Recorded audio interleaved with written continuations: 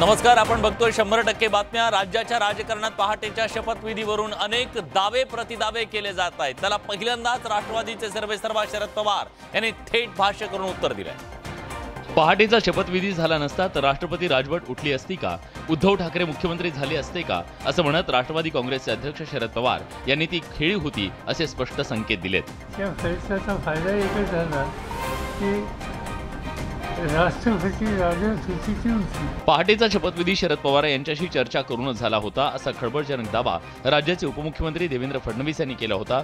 तेव्हापासून पहाटेचा शपथविधी पुन्हा एकदा चर्चेत आला।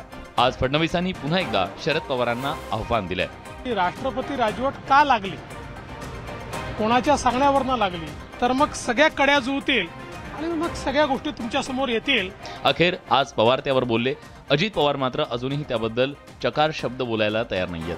3 वर्षापूर्वी झालेली घटना ज्याला 1000 दिवस होऊन गेले, आता ते 1000 दिवसापूर्वीचा आत्ता काढून काय उपयोग आहे। शरद पवारांच्या आजच्या वक्तव्यानं शपथविधीचं गूढ मात्र अजून वाढलंय हे नक्की। निवडणूक आयोगाच्या निर्णयाच्या विरोधात सुप्रीम कोर्टाचं दार ठोठावलेल्या ठाकरे गटाच्या याचिकेवर आज सर्वोच्च सुनावणी पार पडली। यावेळी शिवसेना पक्ष आणि धनुष्यबाण चिन्ह या संदर्भात आयोगानं दिलेल्या निर्णयाला स्थगिती द्यायला न्यायालयानं नकार दिला। आयोगाच्या निर्णयाविरोधातील याचिकेवर सर्वोच्च न्यायालयात दोन्ही बाजूंकडून जोरदार युक्तिवाद झाला। ठाकरे गटाचे वकील कपिल सिब्बल यांच्या जोरदार युक्तिवादापुढे याचिका ऐकायला न्यायालयानं होकार दिला।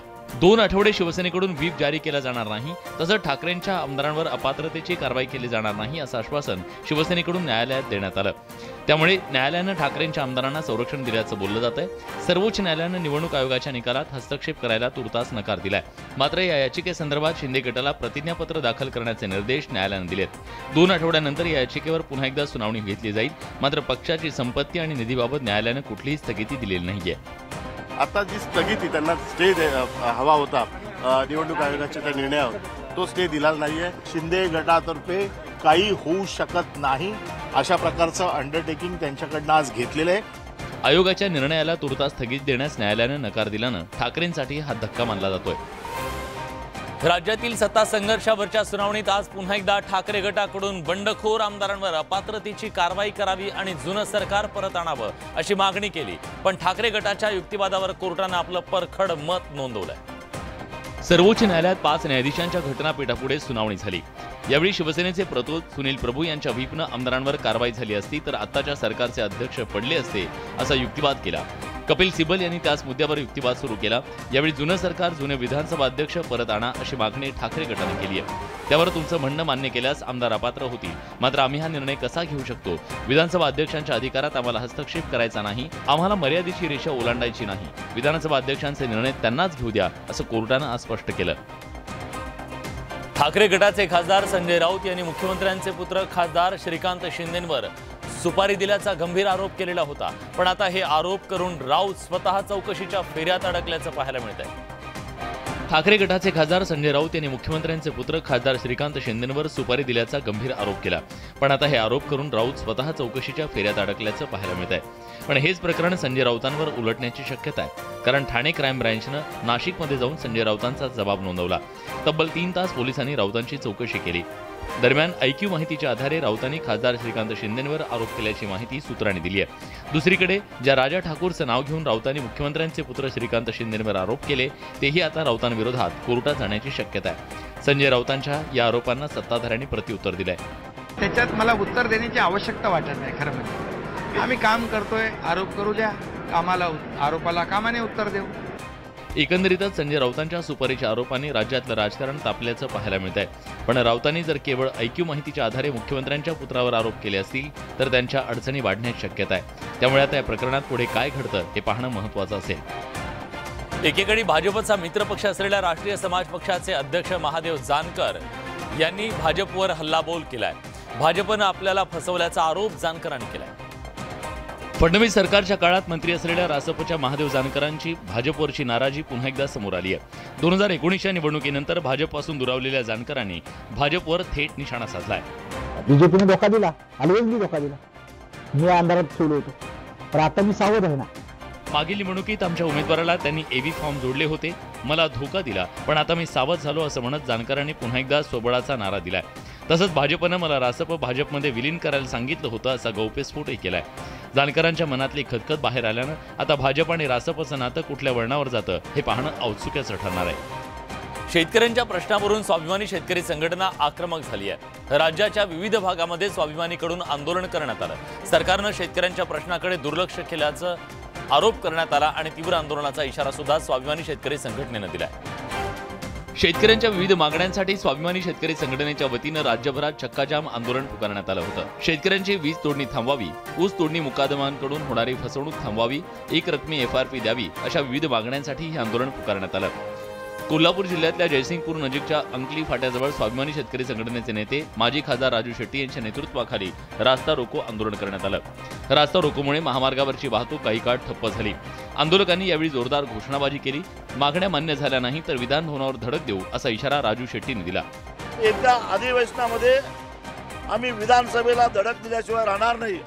केवळ सांगली किंवा कोल्हापुरातच नाही तर राज्याच्या विविध भागात स्वाभिमानी शेतकरी संघटनेनं हे आंदोलन केलं. स्वाभिमानीच्या या आंदोलनाच्या पार्श्वभूमीवर कडक बंदोबस्त ठेवण्यात आला होता. काही ठिकाणी आंदोलन करणाऱ्या कार्यकर्त्यांना पोलिसांनी ताब्यात घेतलं. एकूणच शेतकऱ्यांच्या प्रश्नावरून स्वाभिमानीनं आक्रमक पवित्रा घेतल्याचं दिसून आलं आणि आजच्या आंदोलनातून त्याची प्रचिती येत होती. गुढीपाडवा आणि डॉक्टर बाबासाहेब आंबेडकर यांच्या जयंतीनिमित्तानं राज्य सरकारनं एक महत्त्वाचा आणि मोठी घोषणा केली आहे. रेशन दुकानांवर दिवाळीमध्ये ज्याप्रमाणे आनंदाचा शिधा वितरित करण्यात आला, अगदी तसा शिधा गुढीपाडवा आणि आंबेडकर जयंतीला दिला जाणार आहे. गुढीपाडवा आणि डॉक्टर बाबासाहेब आंबेडकर जयंतीच्या निमित्तानं 100 रुपयात आनंदाचा शिधा रेशनधारकांना देण्याचा निर्णय घेण्यात आलाय. राज्य मंत्रिमंडळाच्या बैठकीत आनंदाचा शिधा देण्याचा निर्णय घेण्यात आला. याचा लाभ 1,63,00,000 शिधाधारकांना होणार आहे. याआधी दिवाळीत आनंदाचा शिधा वितरित करण्यात आला होता. आनंदाचा शिधा याचं देखील वाटप राज्य शासनाच्या माध्यमातून होईल आणि त्यामुळे नवीन वर्ष पाडवा देखील सगळ्यांचा आनंदात जाईल. अंत्योदय अन्न योजना, प्राधान्य कुटुंब तसंच औरंगाबाद, अमरावती विभागातील सर्व आणि नागपूर विभागातील वर्धा अशा 14 शेतकरी आत्महत्याग्रस्त जिल्ह्यातल्या दारिद्र्य रेषेवरील केशरी शेतकरी शिधा पत्रिकाधारकांना या योजनेचा लाभ मिळेल. यात 1 किलो रवा, 1 किलो साखर आणि 1 लिटर पाम तेल असा आनंदाचा शिधा गुढीपाडव्यापासून पुढील 1 महिन्याच्या कालावधीत ई-पासद्वारे 100 रुपये प्रतिसंच असा सवलतीच्या दरात दिला जाईल. ई-पासची व्यवस्था नसलेल्या ठिकाणी ऑफलाईन पद्धतीनं शिधा दिला जाईल. गेल्या काही महिन्यांपासून राज्यातल्या एसटी कर्मचाऱ्यांच्या पगाराचा मुद्दा हा तापलेला आहे. पगार वेळेत होत नसल्यानं एसटी कर्मचाऱ्यांमध्ये नाराजी होती. सरकारकडून निधी मिळत नसल्यानं एसटी कर्मचाऱ्यांचा पगार वेळेत होत नसल्याचा आरोप सुद्धा करण्यात येत होता. एसटी कर्मचाऱ्यांचा पगार वर्षानुवर्ष 7 ते 10 तारखेदरम्यान होत आलाय. मात्र कोरोना काळानंतर एसटी कर्मचाऱ्यांना वेळेवर पगार मिळणं बंद झालं. नवीन सरकार आल्यानंतर तरी पगार वेळेवर मिळेल अशी आशा फोल ठरतीये. एसटी कर्मचाऱ्यांच्या संपावर तोडगा काढताना दर महिन्याच्या 7 ते 10 तारखेला पगार होईल असं आश्वासन सरकारनं मुंबई उच्च न्यायालयात दिलं होतं. मात्र सरकार भरीव निधी देत नसल्यानं दर महिन्याच्या 7 तारखेला पगार मिळणं दुरापास्त झालं. मात्र आता एसटी कर्मचाऱ्यांचा रखडलेल्या पगाराचा तिढा लवकरच सुटणार आहे. कर्मचाऱ्यांना सवलतीचे 220 कोटी रुपये आणि अतिरिक्त 100 कोटी रुपयांचा निधी असा एकूण 320 कोटींचा निधी सरकारकडून महामंडळाला देण्यात येणार आहे. ही रक्कम दर महिन्याच्या 30 तारखेला देण्याचा निर्णय घेण्यात आलाय. या प्रस्तावाला संबंधित विभागाची मंजुरी मिळाल्याचं बोललं जात आहे. त्यामुळे एसटी कर्मचाऱ्यांचा पगार दर महिन्याच्या 7 तारखेपर्यंत होण्याची शक्यता आहे. महागाईच्या वणव्यात सर्वसामान्य नागरिकांना वीज दरवाढीचा शॉक बसण्याची चिन्ह आहेत. नवे वीज दर 1 एप्रिलपासून लागू होण्याची शक्यता आहे. नव्या वीज प्रस्तावाबाबत मुंबईतली सुनावणी आज पूर्ण झाली. एकीकडे सर्वसामान्य नागरिक, शेतकरी आणि छोटे मोठे व्यावसायिक कोरोनातून सावरत विस्कटलेली आर्थिक घडी बसवत असताना धडपड करतायत. असं असताना महावितरण ग्राहकांना वीज दरवाढीचा मोठा शॉक देण्याच्या तयारीत आहे. महावितरणनं वीज नियामक मंडळाकडे अव्वाच्या सव्वा वीज दरवाढीचा प्रस्ताव दाखल केलाय. मुंबईतल्या बेस्ट, अदानी आणि टाटा या तिन्ही कंपन्यांनी प्रस्तावित दरांबाबत सुनावणी पूर्ण झाली. या सुनावणीत सहभागी झालेल्यांना उद्यापर्यंत हरकती नोंदवता येणार आहेत. त्यानंतर 1 एप्रिलपासून प्रस्तावित दर लागू होण्याची शक्यता आहे. महावितरणनं 2023-24 मध्ये 37% आणि 24-25 मध्ये 14% दरवाढ प्रस्तावित केली आहे. अदानींकडून 2 ते 7%, टाटाकडून 10 ते 30% दरवाढ प्रस्तावित आहे. त्यामुळे ही नवी दरवाढ लागू झाल्यास वीज ग्राहकांचं बजेट कोलमडण्याची शक्यता आहे. केंद्रीय कर्मचाऱ्यांसाठी एक अतिशय आनंदाची बातमी आहे. येत्या होळी आधीच केंद्रीय कर्मचारी आणि पेन्शन्सना खुशखबर मिळण्याची शक्यता आहे. 7व्या वेतन आयोगानंतर 8व्या वेतन आयोग स्थापण्याच्या हालचाली सुरू झाल्या. 8वा वेतन आयोग लागू झाल्यानंतर केंद्रीय कर्मचाऱ्यांच्या पगारात घसघशीत वाढ होणार आहे। पुढील वर्षी केंद्रीय कर्मचाऱ्यांच्या वेतनात 44% वाढीचा अंदाज वर्तवण्यात येतोय। 7व्या वेतन आयोगानुसार कर्मचाऱ्यांचे किमान वेतन 18,000 रुपये, 8व्या वेतन आयोगानुसार 3.68% फिटमेंट फॅक्टर असण्याची शक्यता आहे। त्यामुळे कर्मचाऱ्यांच्या वेतनात 44% वाढ होऊ शकते। त्यामुळे किमान वेतन 18,000 रुपयांवरून थेट 26,000 रुपये होऊ शकतं। केंद्रीय कर्मचाऱ्यांच्या पगारातील बदलासाठी फिटमेंट फॅक्टर व्यतिरिक्त इतर सूत्रांना पगाराचं पुनरावलोकन करण्याची शक्यता आहे। तसंच 7व्या वेतन आयोगाच्या तुलनेत 8व्या वेतन आयोगात बरेच बदल पाहायला मिळतील। त्यामुळे यंदाच्या होळीला केंद्रीय कर्मचारी दिवाळी साजरी करण्याची शक्यता आहे। 2024 पासून 8वा वेतन आयोग लागू होण्याची शक्यता आहे। तसंच त्याची अंमलबजावणी 2026 पासून होण्याची चिन्ह आहेत। त्यामुळे 2024 म्हणजे पुढच्या वर्षी होणाऱ्या सार्वत्रिक निवडणुकांच्या पार्श्वभूमीवर केंद्र सरकारनं केंद्रीय कर्मचाऱ्यांना ही मोठी भेट देण्याची तयारी सुरू केल्याची चर्चा आहे। बदलत्या हवामानाचा फटका कोकणातल्या हापूस, आंबा आणि काजू पिकावरती होतोय। निसर्गाच्या लहरीपणामुळे आंबा आणि काजू उत्पादक शेतकरी सध्या अडचणीत सापडलाय।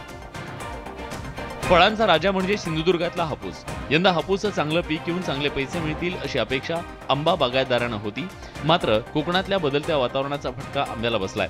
आंब्यावर डाग पडतायत। रात्री कमी होणारं तापमान, दिवसा अचानक वाढणारं तापमान, त्याच्या तफावतीमुळे हा परिणाम आंब्यावर जाणवतोय। बदलत्या हवामानाचा आंब्यासोबतच रत्नागिरी जिल्ह्यातल्या दापोलीतल्या काजू पिकावर सुद्धा मोठा परिणाम होत असल्याचं दिसून येतंय। अतिउष्ण वातावरणामुळे मोहर करपणं, काजूला मोहर येणं बंद होणं, फळावर डाग पडणं असे प्रकार काजू पिकावर दिसून येत आहेत। त्यामुळे काजू बागायतदारांची सुद्धा चिंता वाढली आहे। कोल्हापूर शहराला सुरळीत पाणी पुरवठा करण्यात यावा या मागणीसाठी आंदोलन करण्यात आलं। महापालिका अतिरिक्त आयुक्तांच्या कार्यालयावर धडक मारण्यात आली। पाणीदार जिल्हा अशी कोल्हापूरची ओळख आहे। मात्र कोल्हापूर शहराला पाणी टंचाईची समस्या जाणवतीये। नदी उशाला कोरड घशाला अशी स्थिती कोल्हापूर शहराची झाली आहे। कोल्हापूर शहराला नियमित दाबानं सुरळीत पाणी पुरवठा करण्यात यावा या मागणीसाठी कोल्हापूर जिल्हा व नागरिक कृती समितीच्या वतीनं आक्रमक होत आंदोलन करण्यात आलं। महापालिका अतिरिक्त आयुक्तांच्या कार्यालयात चक्क पुरुषांनी घागरी डोक्यावर घेऊन आमच्यावर ही वेळ आणू नका अशी भावना व्यक्त केली। दरम्यान 5 दिवसांपूर्वी आयुक्तांना पत्र देऊन सुद्धा शिष्टमंडळाला भेट नाकारल्यानं नाराजी व्यक्त करण्यात आली।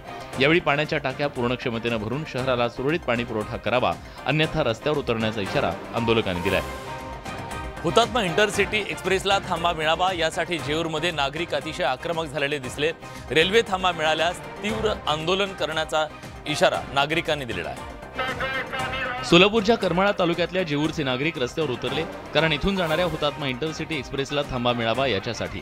या नागरिकांनी जेऊर रेल्वे स्टेशनवर विराट मोर्चा काढला, ज्या जेऊर ग्रामपंचायतीसह आजूबाजूच्या ग्रामपंचायतींनी आणि 40 संघटनांनी पाठिंबा दिला। गेल्या अनेक वर्षांपासून याबाबतची मागणी केली जात असली तरी त्याकडे रेल्वे प्रशासन दुर्लक्ष करत असल्याचा गावकऱ्यांनी आरोप केलाय। या रेल्वेला इथं थांबा मिळाल्यास इथल्या गावकऱ्यांसह शेजारील गावांना सुद्धा त्याचा लाभ मिळणार असल्याचं गावकऱ्यांचं म्हणणं आहे। आपल्या मागणीचं निवेदन त्यांनी रेल्वे प्रशासनाला दिलंय। आपल्या मागण्यांकडे लक्ष वेधण्यासाठी जेऊर गाव बंद ठेवण्यात आलं होतं। जर पुढील 21 दिवसात हुतात्मा एक्सप्रेसला थांबा मिळाला नाही तर रेल्वे रोको आंदोलन करण्याचा इशारा गावकऱ्यांनी दिलाय।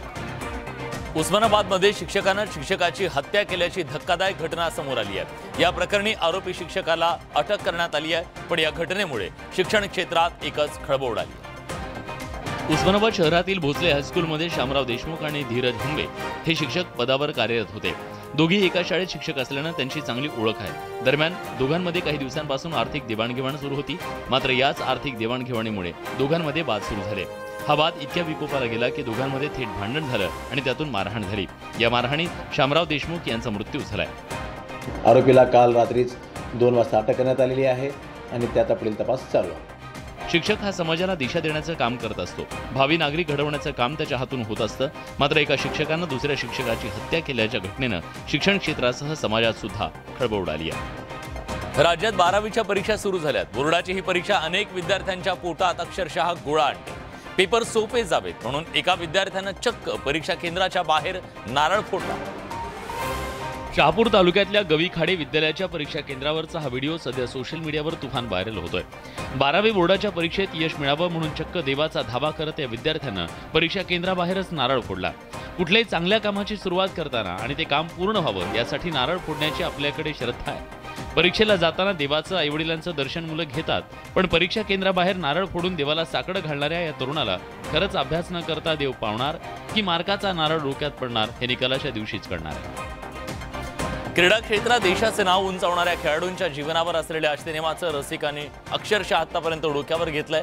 आता यात मराठमोळ्या खेळाडूंच्या जीवनावरच्या सिनेमाची भर पडणार। गावच्या लाल मातीत कुस्ती खेळलेले मराठमोळे पैलवान म्हणजे खाशाबा जाधव. ऑलिम्पिकमध्ये स्वतंत्र भारताला पहिलं वैयक्तिक मेडल मिळवून देण्याचा मान त्यांच्याकडे जातो. याच खाशाबा जाधव यांचा जीवन प्रवास रुपेरी पडद्यावर उलगडणार आहे. दिग्दर्शक नागराज मंजुळे खाशाबा जाधव यांच्या जीवनावर सिनेमा बनवणार आहे. कोल्हापुरातल्या कुस्तीच्या मैदानातून नागराज मंजुळे यांनी ही घोषणा केली आहे. त्यावरती पिक्चर करणं हे म्हणजे खूपच आनंदाची माझ्यासाठी पण गोष्ट असेल. या सिनेमाचं शूटिंग कोल्हापुरात होणार असल्याची माहिती त्यांनी दिली. त्यामुळे या सिनेमाच्या माध्यमातून खाशाबा जाधव यांचा जीवन प्रवास आणि लाल मातीतल्या कुस्तीचा थरार रसिकांना रुपेरी पडद्यावर अनुभवता येणार आहे. तर या होत्या राज्यातल्या, देशातल्या आणि जगभरातल्या महत्त्वाच्या बातम्या, 100% बातम्या. आमचं हे बुलेटिन ब्रेकलेस आणि ब्रेथलेस बुलेटिन तुम्हाला कसं वाटतंय आम्हाला नक्की कळवा. बुलेटिनमध्ये आपण इथेच थांबतोय. ताज्या घडामोडींसाठी बघत रहा न्यूज 18 लोकमत.